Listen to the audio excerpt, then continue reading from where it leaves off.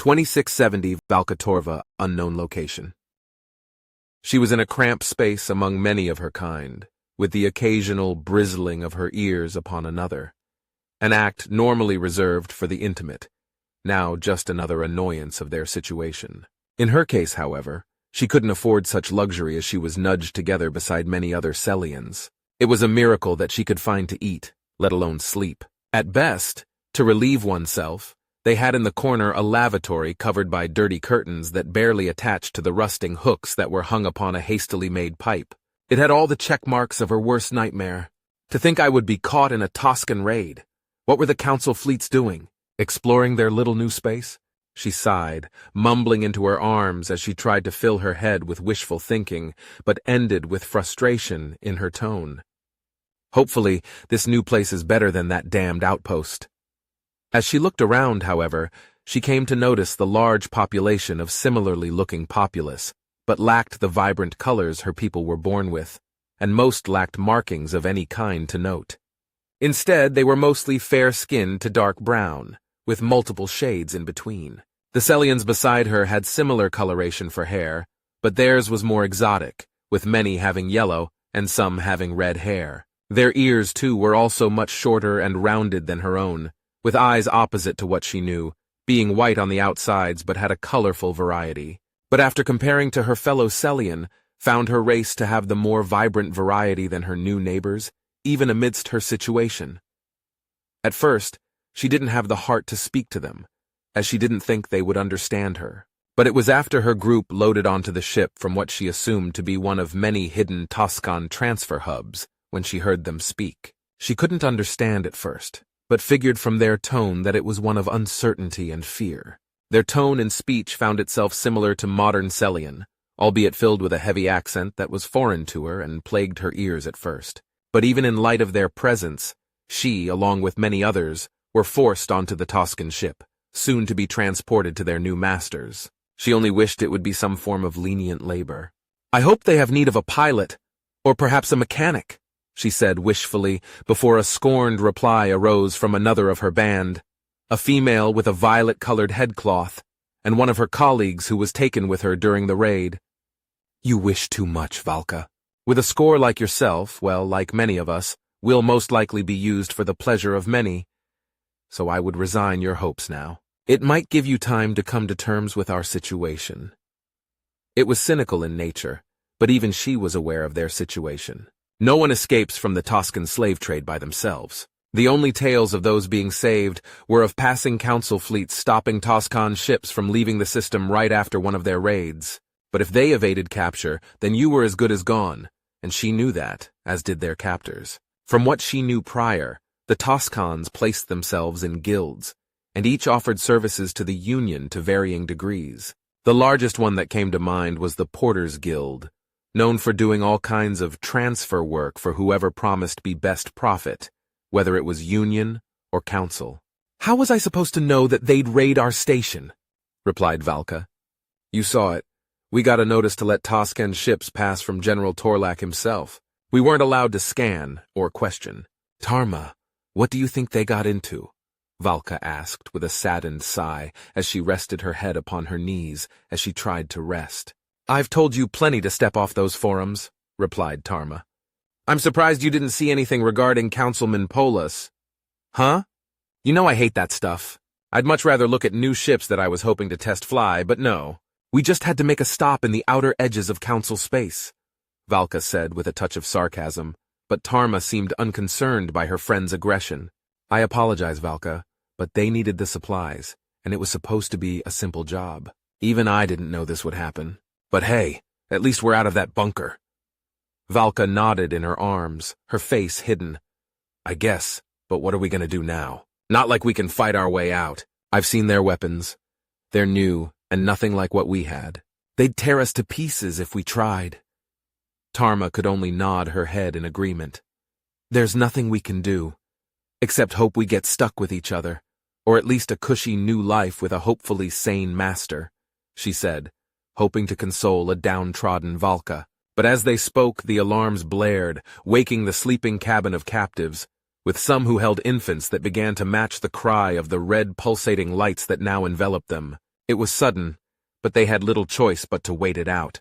That was, however, when they began seeing flashes of light erupt from the viewing windows that lined parts of their compartment's high-raised ceiling, with the cracks of gunfire to filter through the ship's bulkheads. A fight had broken out, but her hopes rose ahead of a possible rescue. As the fighting grew closer, to the point that they could isolate its origin to be just outside the main doors that opened into their pen, it slowed before abruptly stopping. All those present huddled towards the back of the room, fearing that their ship's masters were victorious and that they would be punished for being on the same ship as the rebellious foe. But it never came. Instead, the doors opened, revealing a worn and bloodied suit of armor that seemed familiar, yet alien at the same time. When the thought came to her, it reminded her of the standardized Celian trooper armor. However, it sported a skull and jagged crown on their chest, with a bird painted on the helmet, separated only by the helmet's amber visor, which was also heavily decorated with scratch marks to mimic teeth on the edges of the frame. It seemed sinister, as it was not standard for Celian troops to decorate their armor like that, fearing it to be highly disrespectful to the occupation. Whomever this was, they seemed to be neither of a troop, or was a renegade of the law that seemed to be a vindicator of justice. But her expectation was betrayed when they spoke, in favor of releasing all the other strange aliens, leaving her and her brethren in the now spacious compartment. Their voice was feminine in nature, but demanded authority all the same. "Citizens of the Republic, I have a ship that can harbor safe transport. Let's move, unless you wish to be a plaything for the enemy," she ordered, causing many of the aliens to up and leave. They were prompt in their departure, with the light of hope spilled upon their faces as they rushed to the exit. When the last filtered out, after offering a motion of sincerity and gratitude to whom she believed to be the leader, began to leave with blatant disregard to the Celians. This left Valka and her company confused, even after they had recognized the armor, but not the voice behind it, as it shared the same accent as the captives from before. Valka then chased after the individual, eventually stumbling upon the gruesome scene before her while the Savior's Guard aimed their weapons towards her, halting mid-step. It was a grim and bloodied scene, with bodies of Toscan guards lying face down on the ship's metallic floors, motionless and silent. No motion rose from their chest, indicating that all had equally perished, and that this group of warriors were careful in their execution. But before she could realize exactly what she saw, she was met with a small group of similarly dressed individuals, donning personalized markings on their armor. The leader seemed preoccupied to notice her, but the other amber-veiled eyes all focused on her, with their weapons drawn and ready to fire. But they didn't, allowing for Valka to plead for not just her, but her brethren just within earshot. "Excuse me, saviors, we have children and wounded. Can you take us with you?" she asked pleadingly.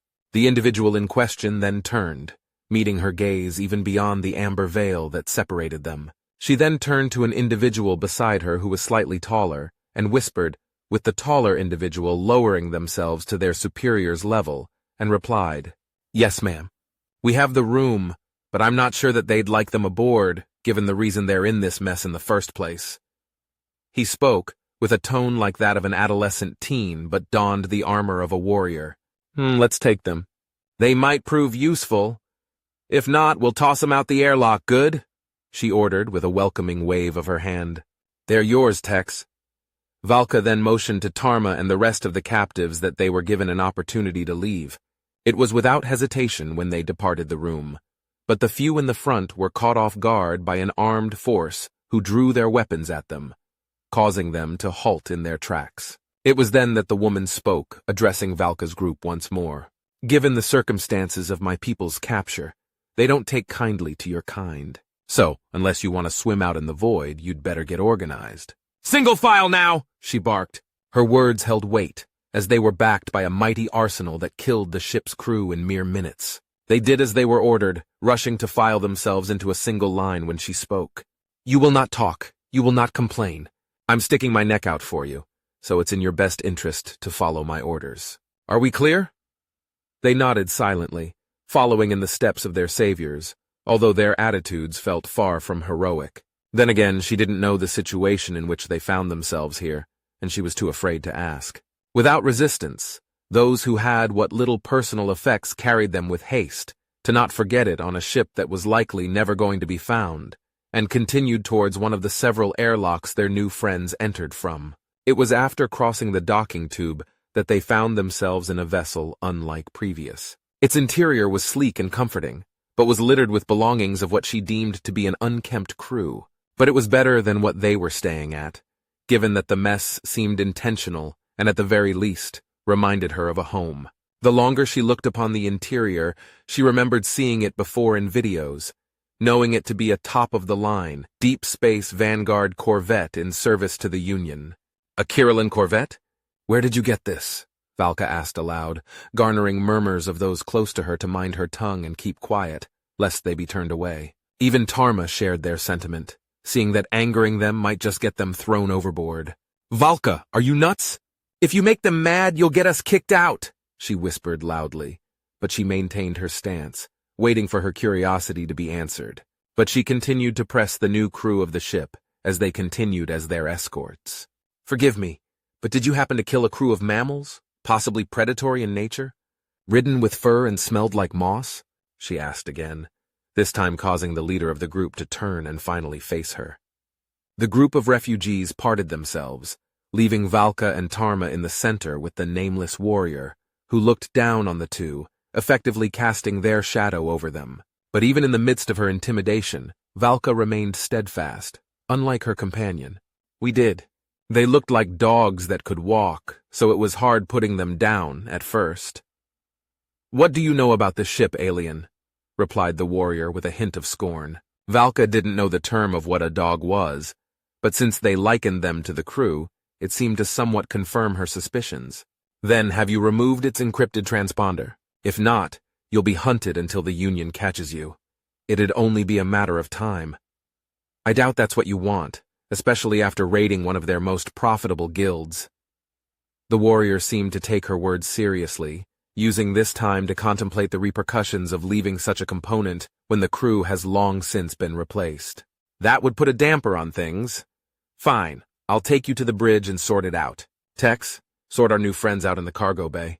We should have enough room where they're not lying on top of each other. And you, come with me, she motioned, taking Valka by the wrist and leaving Tarma with the rest of the group.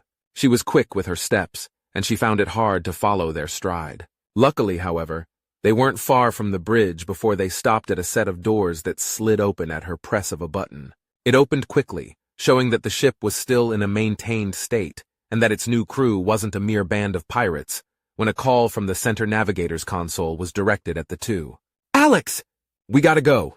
Got another message from that damned walrus asking for help. Think we got time to make a stop? Replied a rugged female who wore a white sleeveless shirt with what seemed to be a jacket or part of a suit rolled down to her waist. Not now, Cat. Set a course for home. And you? Paused the leader, waiting for Valka to respond, remembering that she had yet to formally introduce herself. Is that... began Kat, but a brief look from Alex caused her to silence herself before she said another word, allowing their guest to speak. Valka Torva, and once again, I wish to thank you for saving us, she said with a flared bow, one that females offered as a formal greeting. It's fine, Valka, but can you really remove that transponder? To which she nodded in reply. It's easy, really, said Valka as she made her way to the center console where Kat sat. She rummaged through the mess of wiring before eventually popping up with a component in her hand that had its wires removed in a neat fashion. She held it up with a sense of pride as she placed it before her savior, who turned to the navigator for confirmation. Huh, well, I'll be. Turns out we did have a continuous outbound signal, but I thought it was just our comms, not for an emergency transponder. We're lucky they haven't found us yet. They can't jump like us, so it'd probably take longer to travel. I'm surprised their comm system is restricted like that, replied Alex. With her approval, she turned to the Celian and extended her hand, hoping for her to meet it. Carefully, she grasped the hand before her, finding it to be smaller than she anticipated, but still held a grip that could have broken hers if she wanted. The name is Farron, Alexandria Farron. I'm hoping you might be willing to help us, and perhaps even work with us. She spoke softly, removing her helmet, and revealed her soft, tanned, and scarred complexion, paired with medium-length black hair and eyes. At first, Valka was taken aback by her appearance, confirming her to be female and a mighty warrior at that. She couldn't help but ask once again to satiate her growing curiosity. Where did you learn to fight? There isn't many I know of that can clear a ship filled with Vixians and still have a ship left to make home. Alex looked at her almost embarrassed, but Kat interjected, unknown to Alex's initial hesitation. Huh? Oh, Sergeant Farron? She used to be a soldier, a raider, then met a lad before getting out. Can you believe it? Her husband, a data runner, ha! To think, a raider with a flyboy, she said, continuing like a running faucet with no end revealing personal history. Ahem, Kat. That's enough, Alex said sternly before returning to Valka. But yes, I was a soldier. Then can you call your brethren? Perhaps they can save us, inquired Valka, hoping to hear another set of good news before ultimately having that very hope crushed. Alex shook her head in reply. We don't have a way to contact them, otherwise I would have done it years ago. And these ships don't seem to have the same FTL capability the TRSC has. Right now, there's too much enemy space between us and home. So for right now, all we can do is survive. But first, we have to evacuate our base, explained Alexandria, noticing the droop in Valka's ears. But don't worry. If we raise enough hell for these guys, then we might get their attention. Hopefully, she added, before taking her seat upon the captain's chair, to which she motioned to an empty one beside her. Have a seat. The ride home might take a bit. Might as well catch a nap too. You must be tired, she said comfortingly. Valka took her words at face value, taking a seat, but found it larger than she was used to. It was also big enough to lounge on that sleep assaulted her, and before she knew it, had found the ship already landed. Her head felt heavy and her body fatigued, but she awoke with two sets of small eyes peering at her from below the seat, causing her to jolt into her seat until a familiar voice carrying a cup with rising vapor spoke. Runa, Ravis, leave her alone. It's impolite, she commanded, but found that they continued to stare at her blankly. The closer she looked at them, the more they resembled Alex. Are they? She mumbled before being interjected by her savior. My kids, yes. They turned 3 last month. Say hi. Valka waved weakly at the children before her, doing her best to avoid them before meeting the side of Alex, who only watched her struggle as her kids pursued their new interest. Valka found it unamusing to see herself like this, and promptly tried to navigate through toddler-ridden deck. So, Valka began, meeting the gaze of the sitting ship's captain. What's the plan now? Alex then took a sip from her cup, which housed a brown liquid that smelled bitter as well as sweet, before answering.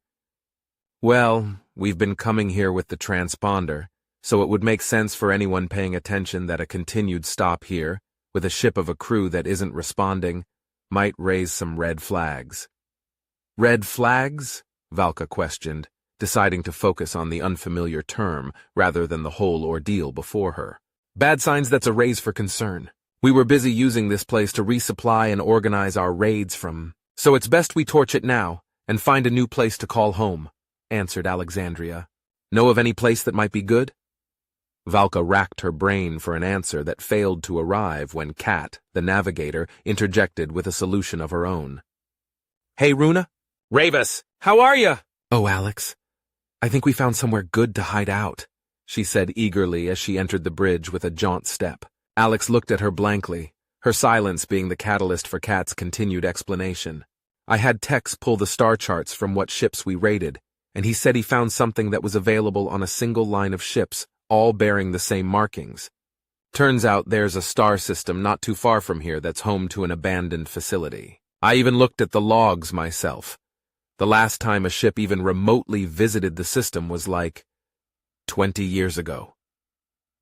Alex mulled over the information, seeing that it was a new potential home, and one that she'd take without a moment's notice. Let's set a course. Oh, and before we go, have Valka here remove all our ship's transponders. Can't let the enemy find us when we're sleeping now, would we? Kat nodded, taking Valka by the hand, leading her through the ship and into a hall lined with glass, with the silhouettes of ships connected to docks visible from the sun's light. Before she knew it, she was gone from the one named Alex and her children, and was now in the hands of another stranger. It was surreal that for someone in her position who was previously doomed to an eternity of despair was now roaming in the purview of her alien saviors, which was only reinforced as they continued through the halls of the station they made use of. But it wasn't as cheery as she expected, with many wearing worn clothes whose origin escaped her. However, she also noticed the lack of a certain demographic as they continued through the station to their destination. Where are all the males? Are there no fathers for these children? What happened of them? At her mentioned, Kat paused, catching Valka off guard as she subconsciously bumped into her frozen guide. She turned to meet her, but found the once joyous Kat devoid of her previous demeanor. In a cold yet frustrated tone, Kat replied, "Fightin', I hope. Like Miss Farron, I was on Dima when they attacked, offloading cargo. Never saw 'em coming and took out any form of authority on planet. Next thing I knew, we were on a ship with others like us to God knows where. Several days, maybe even weeks later, I heard fighting and found Alex there strangling one of the guards and took his gun. Now we're here, running from an enemy we know nothing about, just trying to survive," she explained, saddened by her retelling. But in a quick switch, her mood shifted from downtrodden to unbothered. "But hey, I'm not worried. If anything, the Republic sent their best to give those alien bastards what's coming. Might even sell my heart to the first person who brings me back to Terran space." Her tone was barren of the once solemn atmosphere, which bled into Valka's own mood, causing her to lift the edges of her mouth up, just slightly, but enough for Kat to take notice. "That's the first I've seen you smile." "Well, as we Terrans like to say, if there's a will, there's a way," she said to a confused Valka, unknown to the proverb. "It just means, as long as you have the mind to do something and to keep trying to reach your goal, then you will. Come on, let's rip those transponders and get going," added Kat as she continued to lead her new companion to the rest of where their ships sat. Valka hadn't known what she found herself in, but found her new company to be endearing and perseverant. That even in the heart of unknown territory, they moved forward with a goal to once again be reunited with the home and loved ones lost. She steeled herself to her new mission and silently vowed to help those that saved her.